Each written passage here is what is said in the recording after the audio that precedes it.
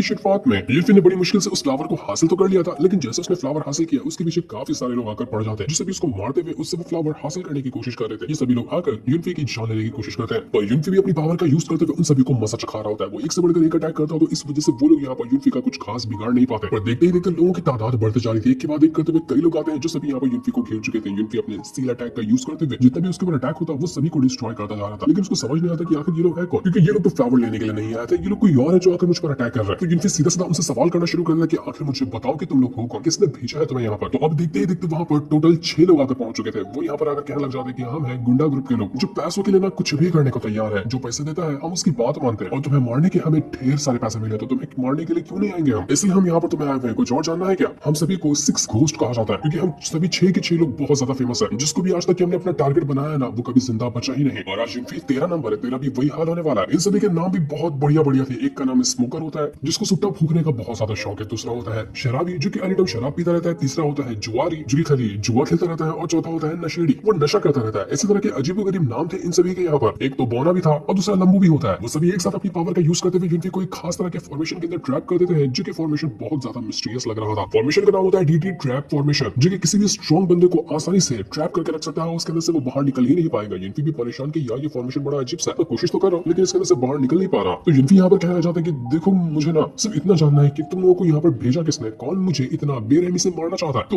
उन 6 में से एक लड़की भी होती है। वो यहाँ पर आने के बाद यूनफी से कहने लग जाती है कि हाय हैंडसम, इतना पूछ कर तुम्हें क्या मिलेगा, तुम सवाल मत करो, बस मुझे तुम्हें घूरने दो। कितने प्यारे हो तुम, तुम्हें मार करना मुझे बिल्कुल भी अच्छा नहीं लगेगा। तुम्हारे पर मेरा दिल आ चुका है। वो जो सट्टा फूकने वाला बंदा था वो वहाँ पर खांसना शुरू कर देता है। वो कहता है कि अरे अरे जल्दी मारो इस यूनफी को, वरना लगता है कि उसके मरने से पहले मैं ही बीमारी से मर जाऊंगा। देखो एनी टाइम मुझे खांसी होती रहती है। तो उसके बाकी दोस्त कहते हैं कि फिक्र मत कर ब्रो, तेरे मरने से पहले यूनफी मर जाएगा, इसकी मैं गारंटी देता हूँ। तो ये सुनकर यूनफी उन सभी का मजाक उड़ाना शुरू करता है कि यार तुम लोग क्या बेवकूफ किस्म के बंदे हो। देखो तुम लोगों को शर्त लगानी है ना, तो मुझसे लगाओ ना शर्त। मैं यहाँ पर शर्त लगाता हूँ कि मेरे मरने से पहले या मेरे एक बाल तक बाधा करने से पहले ये जो सट्टा फूकने वाला बंदा स्मोकर है ना, ये मर जाएगा, इसकी मैं गारंटी देता हूँ। क्या शर्त लगाना चाहते हो मुझसे? ये सुनकर बाकी जो 5 बंदे थे वो कहने लग जाते कि तेरी हिम्मत कैसे हुई जो तूने स्मोकर के बारे में ऐसा कहा, तू बचने वाला नहीं है, तेरी जान ले लेंगे हम। तो वो लोग तुरंत यहाँ पर अपनी पावर का यूज करते हुए यूनफी को मारने की कोशिश करते हैं, लेकिन वो उसको मार के बाद इससे पहले वो जो क्रोकोडाइल था वो यहाँ आकर पहुंच जाता है, जो कि उसी फ्लावर का गार्डियन है। और जब इन लोगों ने फ्लावर निकाला था वो बहुत ज्यादा भड़का हुआ था, इस वजह से वो यहाँ पर आया था फ्लावर लेने के लिए। वो इतना ज्यादा भयंकर होता है कि उसकी दहाड़ सुनकर सारे के सारे लोग घबरा जाते हैं कि हम यहाँ पर क्या करेंगे, ये तो बहुत ज्यादा भयंकर है। वो यहाँ पर स्मोकर के ऊपर चढ़ते हुए उसको वहां पर मारकर खत्म ही कर देता है। जैसा कि यूनफी ने कहा था स्मोकर उससे पहले मरेगा, वैसा ही हुआ। क्रोकोडाइल तो यहाँ पर आने के बाद यूनफी के पास फ्लावर था, तो वो उसके पीछे आता है। पीछे आते आते वो जो फॉर्मेशन इन लोगों ने डीटी ट्रैप का लगा कर रखा था उसको एक पल के अंदर डिस्ट्रॉय कर देता है। फॉर्मेशन तो बड़ी आसानी के साथ डिस्ट्रॉय हो गया था, जिसमें से यूनफी आजाद हो जाता है। तो बाकी जितने भी लोग थे बदमाश वाले वो सभी वहां से भाग जाते हैं, वरना तो वो क्रोकोडाइल उनको भी मार देगा। वो क्रोकोडाइल यूनफी को मारते हुए उससे फ्लावर छीनने की कोशिश करता है, लेकिन यूनफी के पास सबसे बेस्ट मौका था। फॉर्मेशन के अंदर से वो बाहर निकला तो वो यहाँ पर सीधा कल्टी मारने की कोशिश करता है कि मैं यहाँ से भाग लेता हूँ। शुक्रिया क्रोकोडाइल दोस्त, तूने यहाँ पर मुझे इस फॉर्मेशन के अंदर से बचा लिया। तो जैसे वो वहां से भाग रहा था, जो बदमाश लोग थे वो लोग वहां पर आने के बाद उसके ऊपर अटैक करना शुरू कर देते हैं। जैसे तैसे यहाँ पर यूनफी को मारना चाह रहे थे, लेकिन यूनफी को मारना इतना आसान नहीं था। उनके ग्रुप के 2 बंदों को यूनफी ने मार डाला था,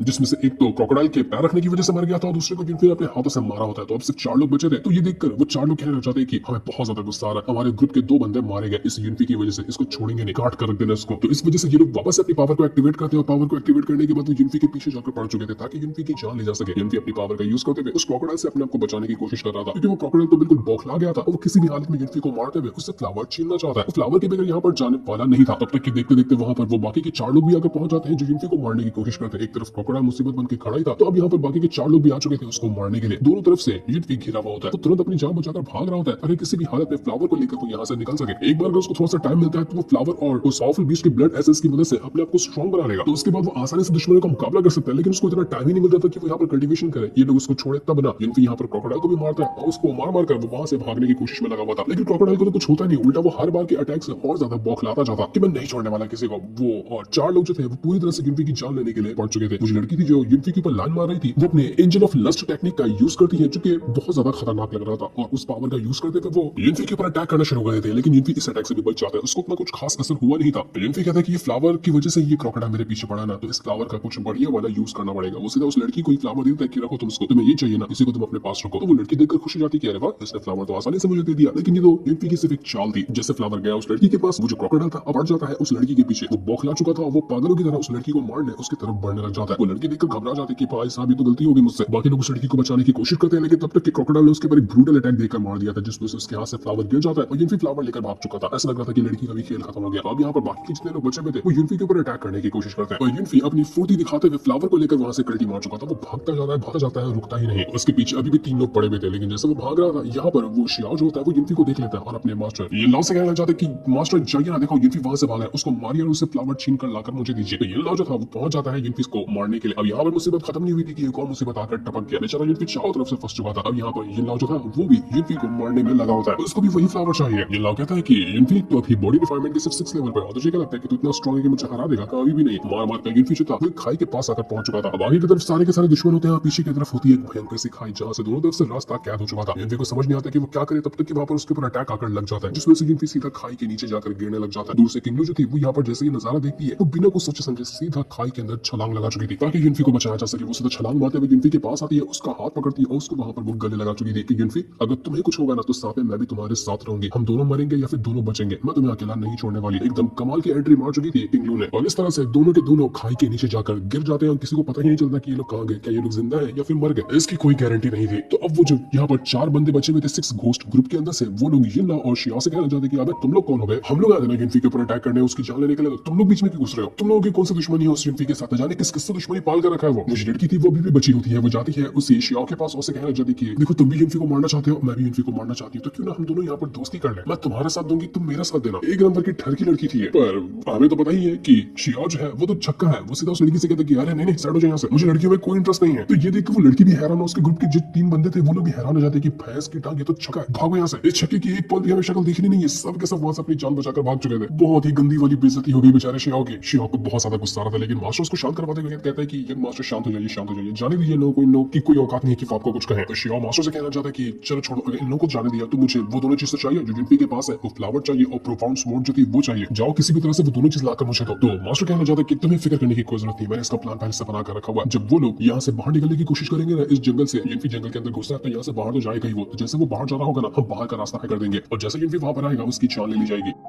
सारा प्लान सेट है तो आपको फिक्र करने की कोई जरूरत नहीं है। दूसरी तरफ यूनफी जो होता है उसको काफी देर के बाद होश आया था और होश में जैसे वो आता है वो एक ब्लॉसम वैली के अंदर मौजूद था, क्योंकि खाई से नीचे गिरने के बाद ये दोनों यहाँ पर आकर गिरे थे और किंगलू जो थी वो अभी भी यहाँ पर उसका ख्याल रखने में लगी हुई थी। जैसे वो देखती है कि यहाँ पर यूनफी को होश आ गया, वो बहुत ज्यादा खुश हो जाती है कि यूनफी तुम ठीक हो, तुम्हें यहाँ पर खुश देखकर, तुम्हें वापस से होश में देखकर ना मुझे कितना अच्छा लग रहा है, मैंने फाइनली कोशिश करके तुम्हें बचा लिया। अगर मैं यहाँ पर आज नहीं आई होती ना तो न जाने तुम्हारे साथ क्या हो जाता। क्या तुम ठीक हो? तुम्हें कोई तकलीफ तो नहीं हो रही है ना? आसपास जितने भी हर्ब्स वगैरह थे उन सभी के अंदर से पावर को वो निचोड़ती है और यूनफी को देती है कि ये लो, इसको पी लो, ये तुम्हारा हेल्प करेगी तुम्हें रिकवर करने में। यूनफी भी कहना चाहता है कि तुम सही कह रही हो, मुझे ना बहुत ज्यादा अंदर से कमजोरी महसूस हो रही है, मुझे कुछ ना कुछ ऐसा करना पड़ेगा ताकि मैं अपने आप को स्ट्रॉन्ग जल्द से जल्द बना सकूं, क्योंकि वो लोग अभी भी शांत नहीं बैठे होंगे, वो वापस से कुछ ना कुछ हरकत करने की कोशिश करेंगे ताकि मेरी जान ली जा सके। तो मुझे यहाँ पर कुछ ना कुछ करना पड़ेगा ताकि उनको सबक सिखा सकूं मैं। जिस पर किंगलू कहना चाहती है कि देखो तुम ऐसा मत करो, ये करना ना बिल्कुल भी खतरे से खाली नहीं है, इसमें तुम्हारी जान खतरे में आ सकती है। एक बार तो मैंने तुम्हें यहाँ पर बचा लिया, अगली बार थोड़ी ना गारंटी ले सकती हो कि उस बार मैं तुम्हें बचाने के लिए पहुंच जाऊंगी। अगर तुम्हें यहाँ पर ये खतरा उठाते हुए कुछ हो गया ना तो मैं यहाँ पर कैसे रह पाऊंगी? तुम्हें पता है ना कि तुम्हारे लिए मुझे कितनी ज्यादा फिक्र रहती है, तुम्हें कुछ हो जाए तो मेरा क्या होगा? आखिर तुम मेरे बारे में क्यों नहीं सोचते हो? तो ये सुनकर यूनफी भी कहना चाहता है कि माफ करना, मुझसे गलती हो गई। हाँ जानता हूँ कि मैंने उतना ज्यादा ध्यान नहीं दिया अपनी सेफ्टी के ऊपर, इस वजह से उन लोगों ने मुझे खाई से बाहर फेंक दिया, लेकिन वादा करता हूँ कि अगली बार से मैं खुद के ऊपर ज्यादा ध्यान दूंगा ताकि मुझे इस तरह से चोट लगने के खतरे ना आए। मुझे तुम्हारी फिक्र है इसलिए मैं अपने आप को बचाने की पूरी कोशिश करूंगा। वो यहाँ पर किंगलू को पसंद तो बहुत ज्यादा करता था, लेकिन उसके अंदर से हिम्मत ही नहीं हो रही थी कि वो यहाँ पर अपने प्यार का इजहार कर सके किंगलू को। वो अपने मन में कह रहा था कि यार मैंने अपनी पिछली लाइफ के अंदर कितनी ज्यादा जिंदगी गुजारी, कितना ज्यादा स्ट्रॉन्ग कल्टिवेटर बना, लेकिन यार कभी फ्लर्ट करने का, लड़की को पटाने का तजुर्बा तो सीखा ही नहीं मैंने, जिंदगी ऐसे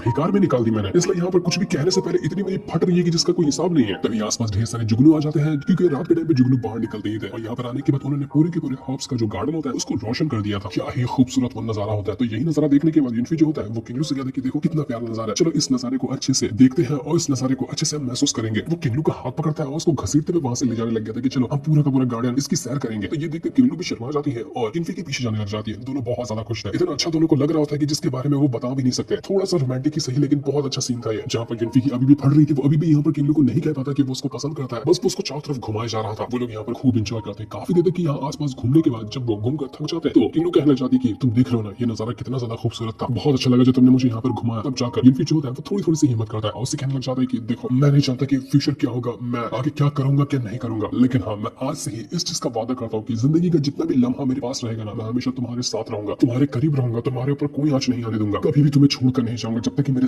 जिस्म के अंदर सांस बाकी है। वो फाइनली जाकर अपने प्यार का इजहार कर रहा था किंगलू के सामने। किंगलू तो यहाँ पर बिल्कुल हैरान रह चुकी थी क्योंकि वो कब से तड़प रही थी युनफी के मुंह से ये बातें सुनने के लिए, और आज फाइनली उसने ये कह दिया। वो शर्म से पानी पानी भी हो गई थी और इतना ज्यादा वो खुश थी कि वो अपनी खुशी बयान ही नहीं कर पा रही थी। मानो कि उसको हर वो चीज मिल गई जिसकी उसने कभी तमन्ना की थी। दोनों जोर से एक दूसरे को गले लगा देते हैं और इस पल को वो दोनों जी भर के जीना चाहते थे। इसके बाद युनफी जो होता है वो एक फर्नेस गर्म करता है और फर्नेस के अंदर सबसे पहले वो जिसने बीस्ट को मारकर उसका ब्लड एसेंस लिया था उसको डालता है और उसी के साथ साथ वो उस फ्लावर को भी डाल चुका था। दोनों को यहाँ पर एकदम गर्म करते हुए एक काढ़ा बना रहा था जिसके अंदर वो खुद जाकर नहाएगा और खुद को उसके अंदर रिफाइन करने की कोशिश करेगा जिससे उसकी पावर इंक्रीज होगी। यही चीज तो वो तब से करना चाह रहा था और इसी चीज को करने के लिए वो इस जंगल के अंदर आया था अपनी जान खतरे में डालते हुए। किंगलू थोड़ी सी घबराई हुई थी इस चीज को देखकर कि ये तो बहुत ज्यादा खतरनाक स्टेप है। वो उससे कहती कि अगर तुम्हें अपनी पावर को बढ़ाना ही है तो क्या इसका कोई दूसरा तरीका नहीं है? दूसरा तरीका जैसे कि थोड़ा आसान हो, तुम आग में तपते हुए फर्नेस के अंदर खुद को जाकर अपने शरीर को रिफाइन करोगे। सोच कर ही मुझे यहाँ पर इतना घबराहट महसूस हो रही है, ये कितना ज्यादा दर्द से भरा होगा। तो युनफी कहता है कि तुम इतनी ज्यादा टेंशन क्यों ले रही हो? अगर मुझे स्ट्रॉन्ग बनना है ना तो ये छोटी मोटी तकलीफों से तो होकर गुजरना ही पड़ेगा। स्ट्रॉन्ग बनने के लिए तो आगे और भी इससे खतरनाक चीजें करनी पड़ेगी, इसलिए मेरी जान मुझे जाने तो ये करने के लिए। तो ये सुनकर किंगलू को बहुत गुस्सा आता है, वो घसीट के थप्पड़ मार देती है उसको। तो थप्पड़ खाते साथ ही सीधा का सीधा वो जो युनफी होता है फर्नेस के अंदर जा गिरा था। किंगलू से कहना चाहती कि युनफी तुम ठीक हो क्या? मुझसे गलती हो गई, मैंने थोड़ा गलत तरीके से तुम्हें फर्नेस के अंदर डाल दिया, तुम सही तो ना? तुम्हें कुछ हुआ तो नहीं? तो युनफी कहता है कि नहीं मुझे कुछ भी नहीं हुआ, मैं तो बिल्कुल ठीक हूँ, तुम मेरी फिक्र मत करो। और थोड़ा सा साइड हो चुकी है, फर्नेस बहुत ज्यादा गर्म है। जो मैंने यहाँ पर काढ़ा बनाया है इसको कहते हैं हेवनली डीमन ब्लड मेल्टिंग मंत्रा। काफी अजीब सा बहुत ही बढ़िया नाम लग रहा था। युनफी किंगलू से कहना चाहते कि देखो आसपास की जो चीजें है ना उस पर नजर रखना, मैं नहीं चाहता कि कोई दुश्मन यहाँ पर आए और जो मैं अभी कल्टीवेशन कर रहा हूँ उसको डिस्टर्ब करे, क्योंकि अगर थोड़ा सा भी डिस्टर्बेंस आया ना तो सारी की सारी मेहनत बिल्कुल वेस्ट हो जाएगी। तो किंगलू भी कहती कि मैं हूं ना यहाँ पर, फिक्र करने की जरूरत नहीं, कोई भी यहाँ पर आकर तुम्हें डिस्टर्ब नहीं करेगा। दूसरी तरफ जाओमू और यूई जो होते हैं वो उसी जंगल के अंदर घूम रहे थे। वो कहना चाहते कि हम तो कब से युनफी को ढूंढ रहे हैं, युनफी मिल क्यों नहीं रहा, वो कहाँ चला गया, क्या लाने चला गया, हमें तो समझ ही नहीं आ रहा है। पूरा जंगल छान मार लिया हमने लेकिन उसका कोई पता ही नहीं चला। तभी वहां पर वो 6 में से 2 बंदे आ जाते हैं जो लंबू और एक बोना था। वो यहाँ पर आकर जब जाओमू और यूई को देखते हैं तो वो कहने लग जाते कि अरे ये तो उसी युनफी के साथी लोग हैं ना, चलो पहले इनको ही पकड़ते हैं और इनकी धुलाई करते हैं। युनफी का कम से कम थोड़ा बहुत तो गुस्सा इसके ऊपर उतारेंगे हम लोग। तो ये लोग जा चुके थे जाओमू और यूई के ऊपर अटैक करने के लिए। वो जैसे यहाँ पर यूई के ऊपर अटैक करने वाले थे बीच में जाओमू आ जाता है और यूई को बचाने की कोशिश करता है, लेकिन उसको बचा तो नहीं पाता, उल्टा उसको खुद अटैक खाना पड़ता है अपने आप के ऊपर। वो यूई को बचाते हुए वो अटैक खुद खा चुका था जिसमें से उसकी हालत खराब हो जाती है। वो यहाँ पर एकदम हैरान हो चुका था, यूई भी हैरान हो जाती है कि आखिर ये लोग है कौन और ये हमें मारने के लिए क्यों आए, हम तो यहाँ पर इन लोगों को जानते भी नहीं है। वो लोग कहने लग जाते कि देखो बताओगे कि आखिर तुम लोग हो कौन, क्यों मारना चाहते हो हमें? तो वो लोग यहाँ पर कुछ बताते तो नहीं, उल्टा लंबू जो होता है वो जामू का गला दबाने लग जाता है और बौना जो होता है वो अपना वेपन लिए यूई की तरफ बढ़ चुका था ताकि यूई की जान ले सके। दोनों के दोनों यहाँ पर बिल्कुल मरने ही वाले थे, लेकिन जैसा वो मर के बाद है कि इससे पहले ही वहां पर यीजुई आकर पहुंच जाती है, वही जिसने किन फैमिली के लोगों को बात करते हुए सुना था कि वो लोग यहाँ पर युनफी को मारना चाहते हैं। तो अब यीजुई, जामू और यूई जो थे ये तीनों की तीनों तैयार हो चुके थे लंबू और बोने से फाइट करने के लिए। तो वही किंगलू जो होती है वो अभी भी हर्ब्स वगैरह का लिक्विड बाहर निकाल रही थी और उसको युनफी जो फर्नेस के अंदर बैठा हुआ है उसके अंदर डाल रही थी ताकि थोड़ा और हेल्प मिल जाए युनफी को, तो वो अपनी पावर को और अच्छी तरह से बढ़ा पाएगा। काफी टाइम हो गया था युनफी को अब तक कि यहाँ पर उसको अपना पावर को इंक्रीज कर लेना चाहिए, लेकिन अभी तक ये स्टेप पूरा नहीं हुआ था कि तभी वहां पर वो लड़की और एल्डर आकर पहुंच जाते हैं जिनको पता चल चुका था कि युनफी यहाँ पर चुप कर बैठा है। वो आते साथ सबसे पहले युनफी का फर्नेस डिस्ट्रॉय करने की कोशिश करते हैं ताकि वो अपने आप को जो कल्टीवेशन प्रोसेस कर रहा है वो उसको रोक दे। तो ये होते साथ ही किंगलू जो होती है वो तुरंत अपनी पावर को एक्टिवेट करते हुए उनको रोकने की कोशिश करती है कि मैं तुम्हें यहाँ पर युनफी का कल्टीवेशन डिस्ट्रॉय करने नहीं दूंगी। तो ये देखकर वो दोनों जो थे वो यहाँ पर कहना चाहते हैं कि अच्छा ऐसी बात है, देख लेते कि तुम हमारा क्या ही उखाड़ पाती हो, तुम साइड हो जाओ ना तो ही बेहतर है। लड़की लड़की तो कहती है कि युनफी देखो तुम अपने कपड़े उतार कर फर्नेस के अंदर क्या हो, लगा है कि तुमने ये कपड़े मेरे लिए उतारे, इसी दिन का तो मैं इंतजार कर रही थी कि कब मैं तुम्हें इस हालत में देखूं, अब तो तुम्हें देखूंगी जी भर के। क्या ही डर की लड़की है ये तो। लेकिन किंगलू कहना चाहती कि अपने जुबान को ना लगाम दो, तुम लोग कोई भी हो मुझे उससे फर्क नहीं पड़ता, लेकिन यहाँ पर मैं किसी को भी युनफी का एक बाल तक बाका करने नहीं दूंगी। मैं यहाँ पर ढाल बन के खड़ी हूँ, जिसको हिम्मत है वो आकर युनफी को हाथ लगा कर दिखाए। तो ये सुनते साथ ही वो दोनों के दोनों किंगलू के पास आते हैं और उसके ऊपर अटैक करना शुरू कर देते हैं। किंगलू अपनी पावर का यूज करते हुए उनके साथ फाइट तो करती है, लेकिन वो बेचारी अकेली थी और ये दोनों जो थे वो बहुत ज्यादा स्ट्रॉन्ग कल्टीवेटर है। ये लोग एक नंबर के गुंडे हैं, तो इस तरह से लोगों को मारना उनको अच्छी तरह से आता है। वो मार मार कर किंगलू की हालत खराब कर देते हैं, लेकिन फिर भी किंगलू हारने वाली नहीं थी। वो हिम्मत करके खड़ी होती है और यहाँ पर वो उन सभी को मारने की कोशिश कर रही थी और थोड़ी देर तक के टिकने के बाद वो अपनी हिम्मत हारने लग जाती है। उसकी हालत खराब हो चुकी थी और अब यहाँ पर अगर 1-2 अटैक भी और उसको लगा तो पक्का यहाँ पर किंगलू मर जाएगी या फिर बहुत बुरी तरीके से इंजर्ड हो जाएगी। इसी मौके का फायदा उठाते हुए वो जो मास्टर होता है वो तुरंत ही किंगलू के ऊपर एक बहुत ही ब्रूटल अटैक देकर मार देता है, लेकिन ये अटैक किंगलू को जाकर लग पाता कि इससे पहले वो जो फर्नेस होता है वो वहां पर फटता है। ऐसा धमाका हुआ था फर्नेस के अंदर से जिसका कोई हिसाब ही नहीं था। उस धमाके के साथ बाहर निकल कर आया था युनफी। ऐसा लग रहा था कि उसने वो जो कल्टीवेशन कर रहा था उसको कंप्लीट कर लिया। वो बाहर निकल कर आया होता है एटीट्यूड में और उसने अपने गोद में उठाकर रखा था किंगलू को, उसने उसको बचा लिया। बहुत भयंकर अटैक लगने से बहुत ही कमाल का ये सीन होता है। वो उसको देखकर बहुत ज्यादा खुश था और उसे कहना चाहता है कि किंगलू तुम ठीक तो हो ना? तो किंगलू यहाँ पर बिल्कुल ठीक होती है। वो तो ठीक थी, लेकिन उसके ऊपर जो अटैक हुआ था उस वजह से युनफी जो था वो बिल्कुल बौखलाया हुआ था। उसके शरीर से ऐसी रेड फायर बाहर निकल कर आ रही थी ना जिसका कोई हिसाब ही नहीं था। क्या ही कमाल का, क्या ही बैडनेस लग रहा होता है। वो पूरे उसके शरीर में अजीब तरह के टैटू बन चुके थे जो कि बिल्कुल फायर को दर्शा रहे थे। हर एक टैटू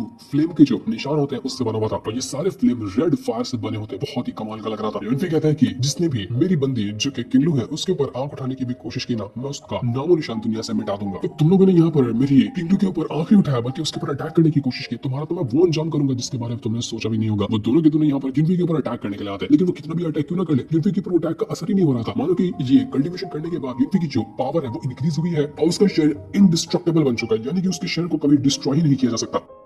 ऐसा लोहे, ऐसा पत्थर और ऐसा इतना स्ट्रॉन्ग बन चुका था उसका शरीर कि उसके ऊपर किसी भी हथियार का असर ही नहीं होगा। ये देखकर वो दोनों के दोनों जो लोग थे तुरंत अपनी जान बचाकर भागते कि भाई साहब ये इंसान नहीं, ये शैतान बन चुका है, हम इसका अब मुकाबला नहीं कर सकते। वो तुरंत वहां से भागने की कोशिश करते हैं, लेकिन यूनफी कहता है कि अरे इतना जल्दी भाग रहे हो, अभी तक तो मैंने ढंग से अपनी पावर का नमूना भी नहीं दिखाया तुम लोगों को, जरा शो पूरा तो देखकर जाना। वो तुरंत यहाँ पर टेलीपोर्ट करते हुए उन दोनों के सामने आकर खड़ा हो जाता है और अपनी डीमन जो नीडल थी उसको बाहर निकाल लेता है। उसको निकालने के बाद वो ऐसा अटैक देकर मारता है कि एक ही अटैक के अंदर दोनों के दोनों जो थे वो अपने जान गंवा चुके थे। दोनों के दोनों को एक पल के अंदर यूनफी ने जान से मारकर खत्म कर दिया। दोनों का तो खेल खत्म हुआ था। इसके बाद यूनफी जो है वो तुरंत आकर पहुंचता है किंगलू के पास और उससे कहना चाहता है कि किंगलू तुम ठीक तो हो ना, लेकिन उल्टा किंगलू इससे कहती है कि मेरी फिक्र छोड़ो, तुम मुझे अपना बताओ कि तुम ठीक हो क्या, तुमने अपना जो कल्टीवेशन कर रहे थे उसको कंप्लीट किया क्या, सब ठीक तो है ना, तुम्हें कोई तकलीफ तो नहीं हुई ना। तो यूनफी कहता है कि हाँ ठीक तो हूँ, लेकिन कल्टीवेशन का प्रोसेस पूरी तरह से कंप्लीट नहीं हो पाया, लेकिन मैंने अपनी बहुत ज्यादा पावर को इंक्रीज किया है। मेरी जो बॉडी है वो इतनी ज्यादा स्ट्रॉन्ग बन चुकी है कि उसका कोई हिसाब ही नहीं है, कोई भी चीज का मुझ पर असर नहीं होगा। तो अब यहाँ पर पहले 6 में से जो 2 घोस्ट थे वो मर चुके हैं, 2 को अभी मैंने यहाँ पर मारा, लेकिन अभी भी बचे हुए हैं 2। तो अब बारी है उन दोनों को मारने की। तो अब यूनफी लंबे और बॉने को मारने के लिए निकल चुका था, जो कि उसके दोस्तों के ऊपर अटैक कर रहे हैं। यहाँ पर यीज़ुई, ज़ाओमो और यूई जो थे वो तीनों वहां से अपनी जान बचाने की कोशिश कर रहे होते हैं, क्योंकि वो लोग उन दोनों से फाइट तो कर रहे थे लेकिन फाइट ढंग से कर नहीं हुआ और उनकी हालत खराब हो चुकी थी। उन दोनों ने मिलकर उन तीनों को बहुत मारा होता है। बोना तो कहना चाहता है कि ये जो लड़कियां है ना इनको जान से मत मारना, वो लड़के को तो ऐसा मारना कि उसकी लाश ही ना मिले, लेकिन लड़कियों को छोड़ देना, उसको हम अपने लीडर के पास ले जाएंगे, बड़ा खुश होगा और हमें बहुत ज्यादा इनाम देगा लड़कियों को पाकर, मजे करेंगे, मजे इनके साथ। तो वो लोग जैसे ही यहाँ पर उसके दोस्तों के ऊपर अटैक करने वाले थे कि तभी वहां पर यूनफी आकर पहुंच जाता है, जिसने आते साथ ही उन दोनों के ऊपर अटैक करना शुरू कर दिया था। एक कमाल की एंट्री मारते हुए यूनफी यहाँ पर आया था, तो उसको देखकर वो कहने लग जाते हैं कि अरे ये तो यूनफी है, आज चलो इसको यूनफी को पहले मारते हैं। वो लोग तुरंत अपना वेपन वगैरह लेकर यूनफी के ऊपर अटैक करने के लिए आते हैं, लेकिन यहाँ पर भी उनके वेपन का कोई असर होता ही नहीं यूनफी के शरीर के ऊपर। उसके शरीर ऐसा हो चुका था कि अब उसके ऊपर कुछ भी असर होगा ही नहीं। ये देखकर वो दोनों के दोनों हैरान हो जाते कि इसको क्या हो गया, अभी थोड़े टाइम पहले तो इतना स्ट्रॉन्ग नहीं था, आखिर कौन सा मसाला पी लिया इसने जिस वजह से इतना ज्यादा स्ट्रॉन्ग हो चुका है। हमें लगता है कि अब हम यहाँ पर इसका मुकाबला कर सकते हैं, हमें कुछ और प्लान के साथ यहाँ पर आना होगा। इसलिए तुरंत वो यहाँ पर भागने की कोशिश करते हैं। यूनफी चाहता तो उनके पीछे जा सकता था, लेकिन उसके दोस्तों की हालत ज्यादा खराब थी, तो उन दोनों बदमाशों को छोड़कर पहले वो अपने दोस्तों के पास जाता है ताकि उनको देख सके कि क्या तुम लोग ठीक तो, तुम्हें कुछ हुआ तो नहीं। तो उसके दोस्त वगैरह कहते हैं कि हम लोग ठीक है, ठीक नहीं होते अगर तुम सही टाइम पे नहीं आए होते तो। यूनफी यीज़ू जो थी उसका शुक्रिया करता है कि आपने बहुत मदद की है, सारी चीजों की पहले से जानकारी दी तभी हम यहाँ पर तैयार रह पाए, वरना तो बहुत बड़ी गड़बड़ हो जाती है। ये कहता है कि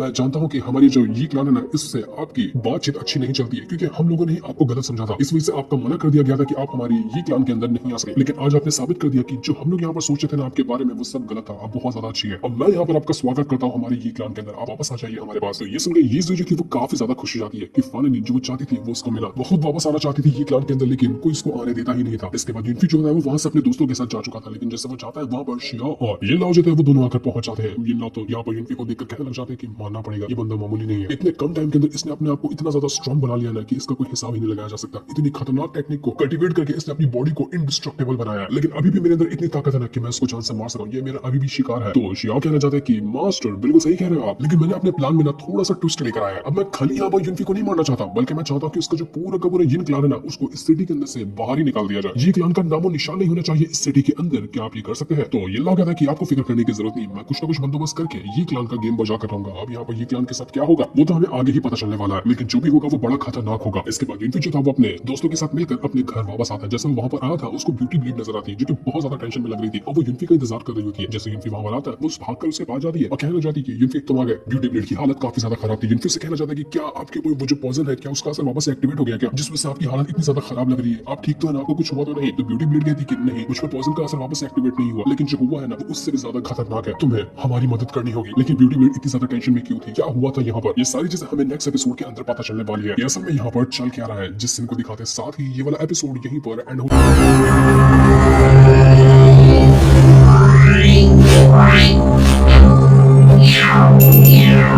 Yeah.